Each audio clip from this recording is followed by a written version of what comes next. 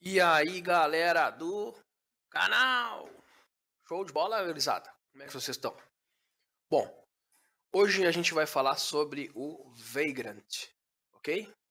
Como de praxe, nós colocamos à disposição de vocês aí a documentação para que saiba de onde buscar o todo, de onde buscar todos os cenários disponíveis, tá? Para a documentação, que, né?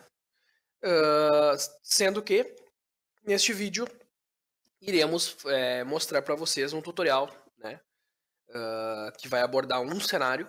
Eu acredito que seja o cenário mais relevante para o meu caso, e vai ajudar vocês a explanar um pouco, né, como funciona o Vagrant e em que ele pode lhe ajudar.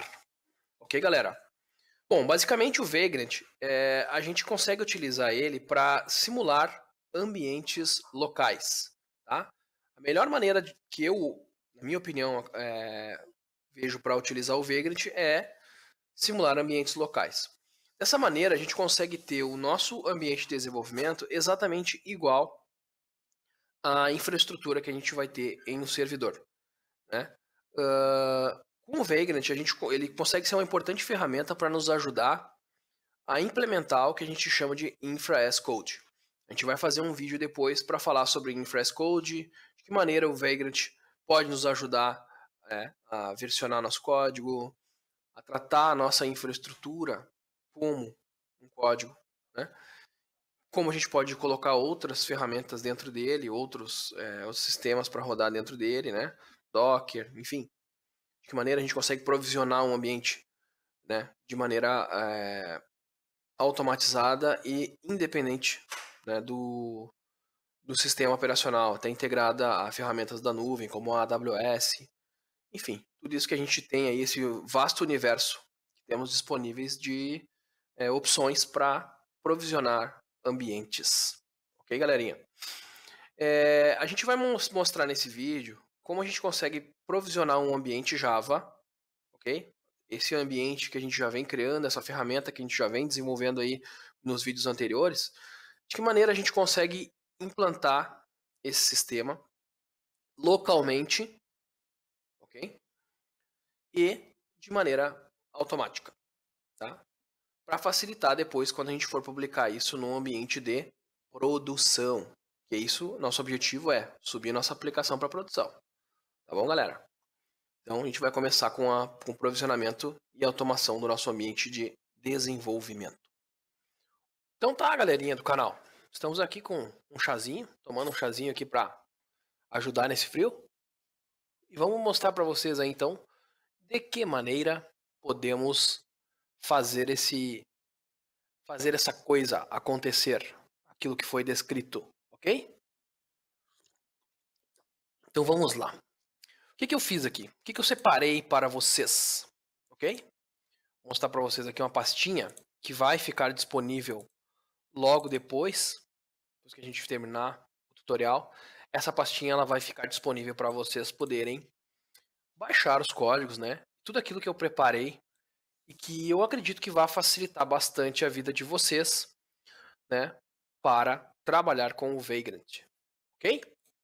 Então, basicamente, eu vou trazer vocês aqui para o GitHub. Olha que legal, galera. Esse Vagrant File que eu peguei para vocês, ele é um Vagrant File bem simples, tá? Que eu encontrei aqui no GitHub e que vai nos ajudar, e que vai nos explanar e exemplificar, né, a estrutura do Vagrant File, né, entre outras questões importantes, tá? Então tá. Então, só para dar os créditos também, tá, de onde a gente tirou um pouco de conteúdo, tá? Esse conteúdo não foi tirado exclusivamente daqui, tá? Esse conteúdo ele já foi bem modificado, mas a gente precisa dar o crédito para o primeiro committer. Beleza, galera? Então, entra nesse canal aqui, tá? E tirem mais informações. Esse link vai ficar divulgado aqui embaixo no vídeo para vocês. Então, basicamente, tá? O nosso Vagrant File é o centro de tudo. O Vagrant File ele é o arquivo que deve ser versionado, ok? e deve ser o controlador de tudo aquilo que vai acontecer com o Vagrant. Então eu vou começar explicando para vocês o que significam essas configurações. Não se assustem com o tamanho do arquivo. Ele é um arquivo grande, mas 90% dele é apenas comentários. Então, esse é um dos grandes motivos que eu trouxe esse arquivo para vocês, tá? Porque ele possui bastante documentação e a gente vai conseguir explicar aquilo que está sendo feito. Não adianta a gente fazer alguma coisa e não souber para que ela serve. E por isso esses comentários, né, vão nos ajudar a fazer esse tutorial. Vou tomar meu chazinho aqui. Enfim. Primeira coisa que a gente consegue ver aqui, tá? A gente tem aqui, ó, o tipo da VM, o vm.box. Isso aqui é uma propriedade do nosso Vagrant File, tá? A gente consegue ter várias boxes e elas vão nos definir a versão do sistema operacional e o tipo do sistema operacional. Nesse caso, a gente está utilizando uma versão muito estável, tá? É muito importante escolher versões estáveis para criar seus Vagrant Files, ok, galera? Então essa é uma versão 14.04 do Ubuntu. Tá? A gente tem outra versão estável pós essa, que é o 16.04. Tá? A gente vai ter o 18.04, mas essa versão 14.04 ela é bem estável. Tá bom? Então por isso que a gente utilizou isso, para que o nosso tutorial, claro, tenha um prazo de validade o mais extenso possível, para que daqui a 5 anos, daqui a 4 anos, alguém venha, olhe e diga, pô, vamos ver como é que os caras faziam Vagrant lá em 2018, lá no passado. Ele, em tese, deverá continuar funcionando. Tá bom, pessoal? O segundo ponto que a gente tem aqui é a exposição de portas. Tá? Então, a configuração é config.vm.network e a propriedade forward port, tá? Ou seja, de que maneira as portas vão ser direcionadas, né, e gerenciadas serão expostas entre o Vagrant, tá? A máquina que vai provisionar ela internamente, a máquina virtual, e a máquina host. O que a gente chama de host? Host é esse computador. Host é esse sistema operacional que está rodando, que está gravando esse vídeo, o sistema operacional que está executando, né, a parte externa. Esse é o host, tá?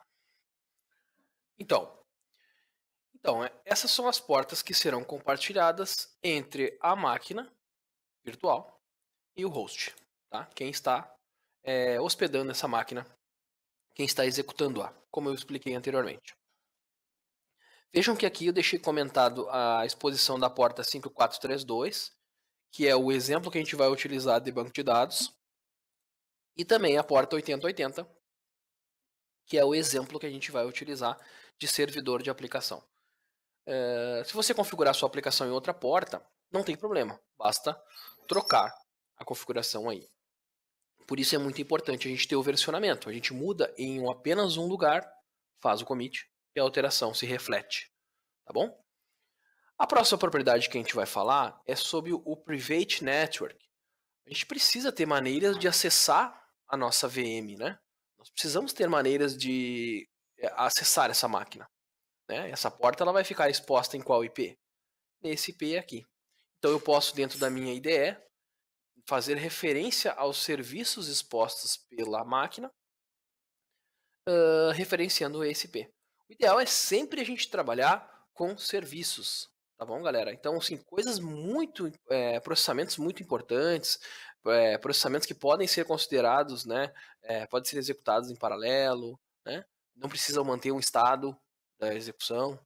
Por exemplo, não vamos trabalhar com WebSocket, não vamos trabalhar com persistência de sessão, por exemplo.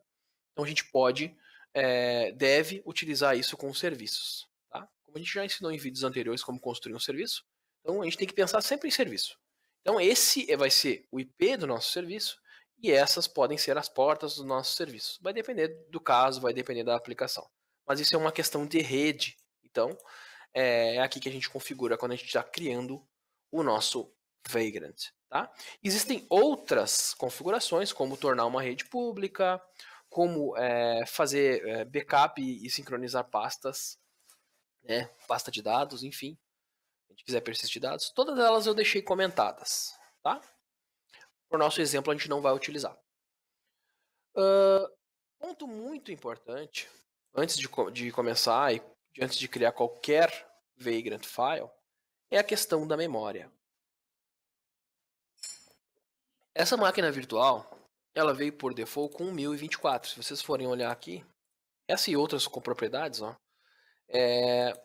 a gente fez um upgrade dela aqui para 2048, para tornar o nosso servidor um pouco mais rápido e aquele processamento interno que vai acontecer dentro dele, né, possa ser melhor. A gente pode diminuir, a gente pode aumentar, depende do hardware que a gente tem e está rodando.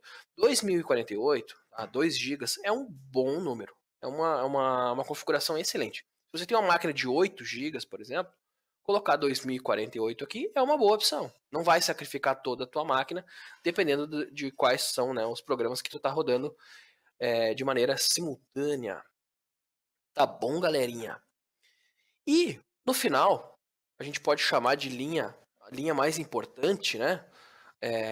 A linha que vai interligar o nosso Vagrant a outras ferramentas. A gente pode ver até o comentário aqui, olha que legal, ó.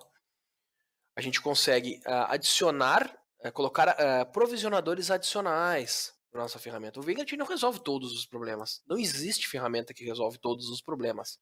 Então, aqui a gente consegue colocar, ó, provisionar Puppet, Chef, Ansible, Salt, Docker, entendeu? Então, quando a gente for rodar, vamos configurar um Docker aqui no nosso Vagrant. Tá? De que maneira a gente consegue configurar um Docker de maneira simples? Né? A gente vai começar sempre. A gente vai fazer um tutorial sobre Docker, já estou fazendo mais um spoiler aqui. A gente vai fazer um tutorial sobre Docker. Talvez a gente use até esse mesmo Vagrant file para facilitar o trabalho de vocês. Mas de que maneira a gente consegue fazer isso? A gente vai disparar um SH, galera. Então esse SH, por ser uma máquina, né, Linux, ela vai trabalhar com execução de shell scripts, ok? Então, esse shell, ele vai ter as instruções que serão executadas logo após a máquina ter sido criada. Toda a parte de sistema operacional, a parte mais baixo nível dela tiver sido criada, agora nós vamos provisionar. Ó. Então, ó, config vm provision. Para onde? Para o shell. Em qual diretório? Nesse diretório. Entendeu, galera? Então, eu criei um arquivinho chamado support, que vai fazer isso para nós.